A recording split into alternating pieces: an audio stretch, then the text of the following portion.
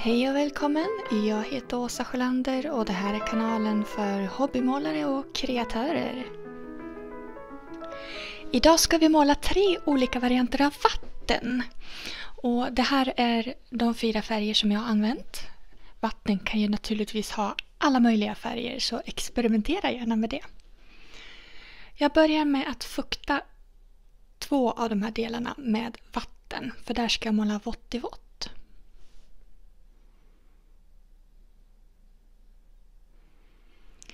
Och så använder jag lite blått och tänker mig en cirkelform som går ut från ena hörnet och bort mot horisonten.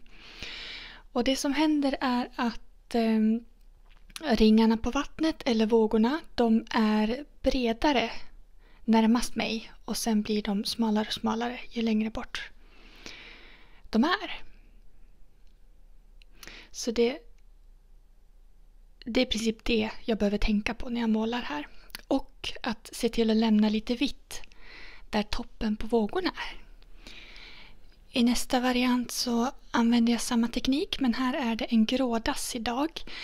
Jag använder Payne's Grey för den här och här har jag ett rakt perspektiv.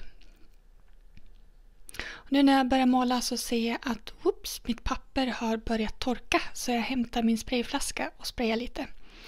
Och det, mina vänner, är väldigt kul att experimentera med också om du har en sprayflaska hemma. Du ser direkt att det blir lite roliga effekter som man kan leka med.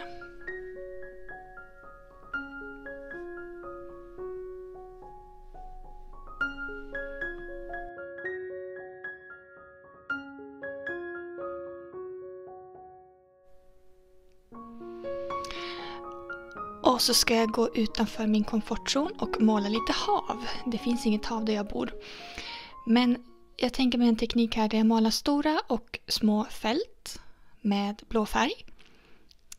Så att de här vita strimmorna som blir emellan är skum, vågor som skummar upp mot stranden här. Jag vattnar ur färgen lite grann mot höger.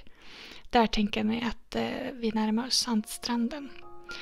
Och så lägger jag i mörk färg som en kontrast. Man kan tänka sig att vattnet trycks upp just här. Och så lägger jag i lite gult där solen träffar botten, alltså sandstranden under vattnet. Det blir en mer turkosfärg när det blandar sig på pappret.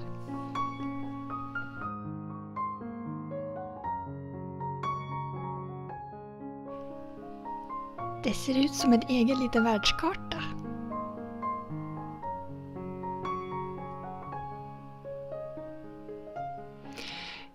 Jag noterade att på min första bild här så hade vågorna flyttit ut lite mycket. Det saknades vitt, så jag lyfter ur färg. Och det gör jag nu innan färgen har torkat helt. Så jag hade tur att jag kikade på den precis innan. Det finns de som målar det här vita med en täckande vit färg. Har du det så kan du prova. Jag har inte lyckats få det snyggt. Det var allt jag hade att bjuda på idag. 3 olika typer av vatten. Nästa vecka så ska jag visa hur man gör 3 andra typer av vattenmålningar. Och då är det ringar på vattnet eller krusningar. Så vill du hänga med då, prenumerera gärna så dyker den upp i flödet automatiskt. Ha det bra så länge!